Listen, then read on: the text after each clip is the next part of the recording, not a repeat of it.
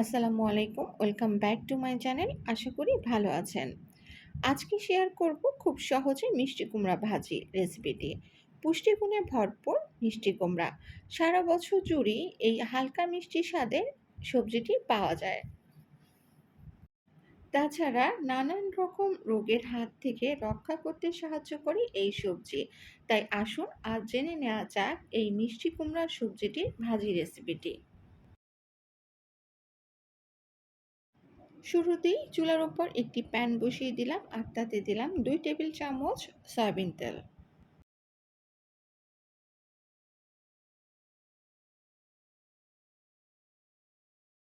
এবার তাতে দিলাম 1/4 চা চামচ গোটা জিরা।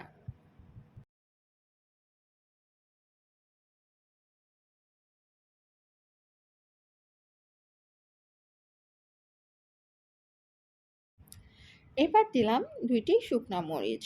শুকনা মরিচ আমি 2 ভাগে ভাগ করে নিয়েছি।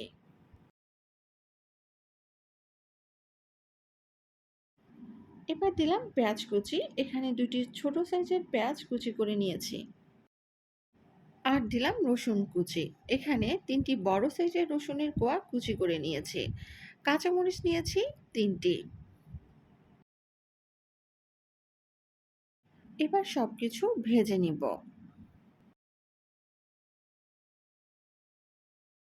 ভাজার এই পর্যায়ে দিলাম সামান্য পানি যাতে মশলা পুড়ে না যায়।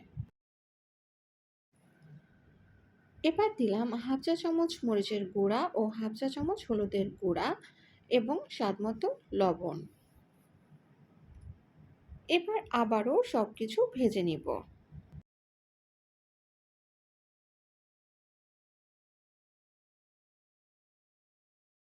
ভাজার এই পর্যায়ে দিয়ে দিলাম মিষ্টি কুমড়া, এখানে একটি মিষ্টি কুমড়ার অর্ধেকটা নেওয়া হয়েছে। ভিডিওটি দেখে বুঝতে পারছেন মিষ্টি কুমড়া আমি কিভাবে কেটে নিয়েছি।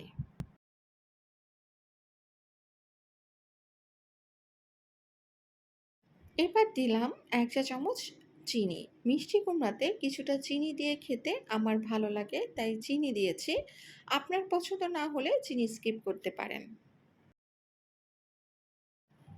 কিছুক্ষণ জাল দেবার পর ঢাকনা দিয়ে দিলাম দ্রুত সিদ্ধ হবার জন্য।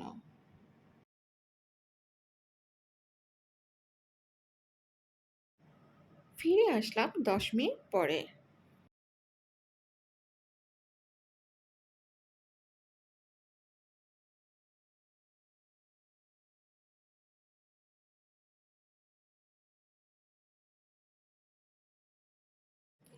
এবার দিলাম পরিমাণ মতো ধনিয়া পাতা কুচি।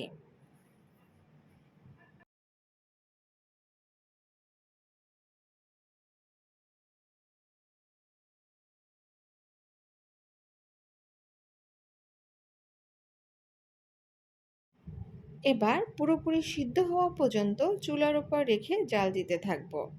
মিষ্টি কুমড়া সিদ্ধ হলে পানি শুকিয়ে নিয়ে চুলা থেকে মিষ্টি কুমড়া ভাজি নামিয়ে নেব।